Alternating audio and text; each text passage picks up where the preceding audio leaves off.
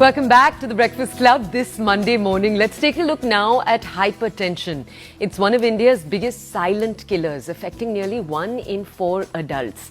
Why are we focusing on it? This weekend was World Hypertension Awareness Day, and it's often symptomless, but it quietly raises the risk of strokes, heart attacks, and kidney failures. Yet a vast number of Indians remain undiagnosed or untreated. Now, on Friday, we brought you a groundbreaking study on potassium-enriched salt substitutes. A simple switch, very simple switch, that scientists say could drastically lower blood pressure and save lives. So taking the regular salt you have, replacing it with potassium-rich salt. Today, we take a look at another side of this same problem. The stress, the sleeplessness, the constant mental churn that can push our pressure even higher.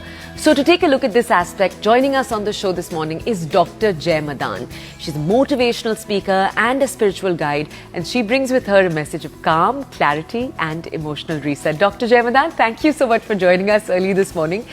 Doctor, as we tell our audiences a little bit about this, we often hear about managing blood pressure with food, with exercise, but you talk about managing it with the mind. So what's the first shift someone can make to bring a sense of inner calm into their routine? First of all, good morning everyone. And I think to manage your mind, the only way is to handle it through your mind only. So the easiest and the best way to manage it, to be mindful of the way you're reacting and the way you're behaving. So if you notice, whenever we have too much of stress level, whenever there's too much of anxiety, the brain is usually in gamma or beta state of mind. Now, how do you notice that you are actually going through a phase of hypertension? Your words will flow faster than you usually speak. Your eyes will blink faster than usually you are.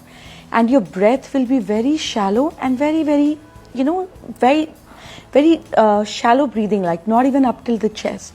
That is the moment you realize that there is anxiety, cortisol hormone running through you. Now, how do you manage it? The easiest way is through your breath. The moment you inhale with the count of 8, hold the breath in your stomach, in your tummy till the count of 8 and release it till the count of 8. You do it for 8 cycles and immediately your brain starts moving towards the alpha level, towards the alpha frequency. That's where you feel more relaxed, you're more creative, you're more calmer, you're more poised. And that's what helps you to balance yourself, not go through the phases of hypertension and creating this disbalance within your body. Dr. Jay, if I could ask you, today there is more awareness around the things you're talking about from, let's just say, 20 years ago.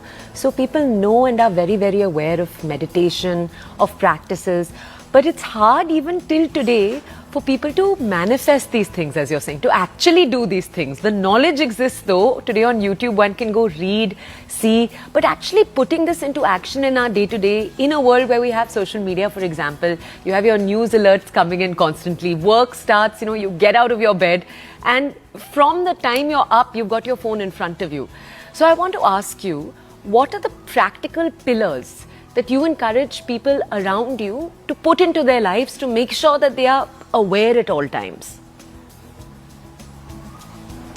See, we understand it's important, but we also feel it's not urgent. As a human being, our behavior is that we always give importance to urgent things, not give importance to important things.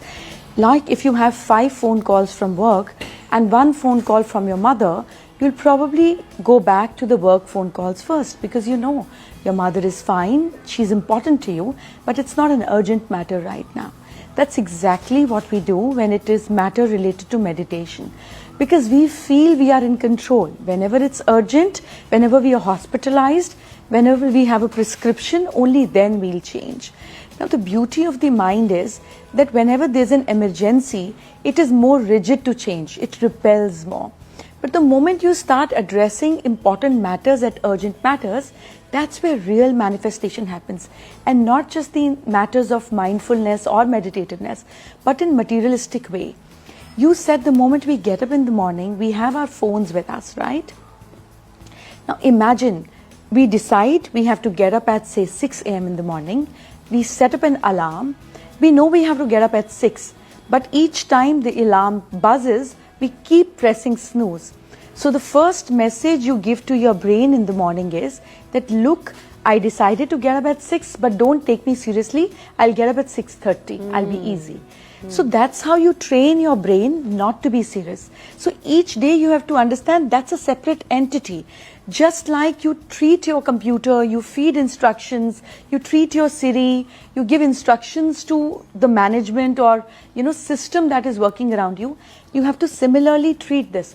The day this starts taking your instructions seriously, you'll be the biggest achiever in this world in whatever area you want to.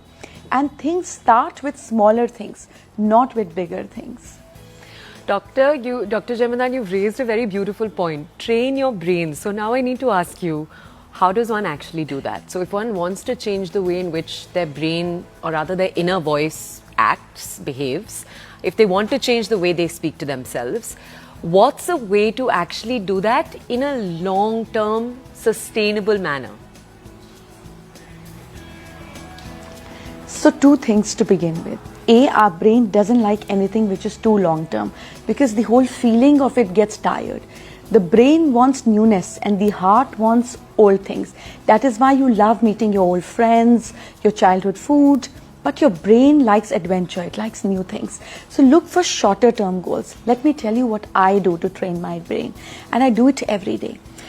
Each month, I delete one word from my vocabulary which is not serving good to me. Like I never use exhausted for myself. I never use tired for myself. I never use things like stupid or dull or, these words. Each month I drop one word and make sure I don't use it. Eventually my life drops that whole feeling from my life. Like I never get tired. I never get exhausted because I don't relate to that word. So work, your words create your world.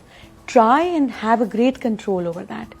The second thing that you need to do is food, because that's your basic necessity. Each day while you're eating, make sure you exercise control over your brain. If you love mangoes, have half a mango. Say, I'm going to reduce it today. Each day when your basic rituals involve control of your brain, control of your desires, in not to suppress you, but a way to manage yourself and train your brain to listen to your instructions, is the simplest way you do it. Like when I take shower, water cleanses us. That is why we feel fresh. We don't sit in front of fire and feel fresh. But when we take bath, when water pour upon our body, we feel fresh. So each time I'm taking shower, I raise up my hands and say, clean my mind, clean my soul, clean my heart, clean my every cell and make me afresh. So each time you give instructions to yourself with small rituals that you do is where your brain understands to behave in a certain way, even after 40 days when you stop guiding it. So the key is smaller things, smaller rituals, and do everything, practice it for 40 days. That is where your neuron pattern takes to develop a habit and it becomes your destiny. So 40 days is what you're saying. The timeline needs to be at the minimum. Dr. Madaan, before we let you go, our last question to you. For those of us who work in stressful jobs or stressful environments, especially for them, I want to ask you, what is your one key? Because often it's easy to practice these mantras while one is at home, but when one steps into the work atmosphere, one either forgets or slips into a familiar emotional pattern. So I just want to ask you, for your clients who work in difficult spaces, high tension spaces, what's the one thing you found over the years is the thing that most changes their lives? That's a choice we all make. I have seen the best people in our army, navy, air, and I'm talking about the top people. They're the calmest and the coolest after all that also we've been through. I think we have to understand that it's a choice we make. And only by creating anxiety, your results will go further. I mean, you're just going to go away from your success and calmness. You can still be in the situation and choose to be calm. That's going to increase your output and people are going to admire you much more. So if not for yourself, do it for a better impression. At least you will take it seriously. I think we all have ways to make choices. If X can do it in a similar stressful environment, then why can't I do it? So you need to evolve yourself and understand that it's a problem to be addressed. It's urgent, it's not just important.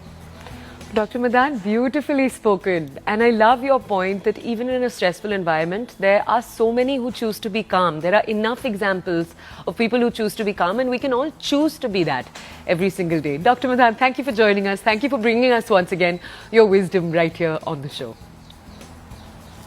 Pleasure.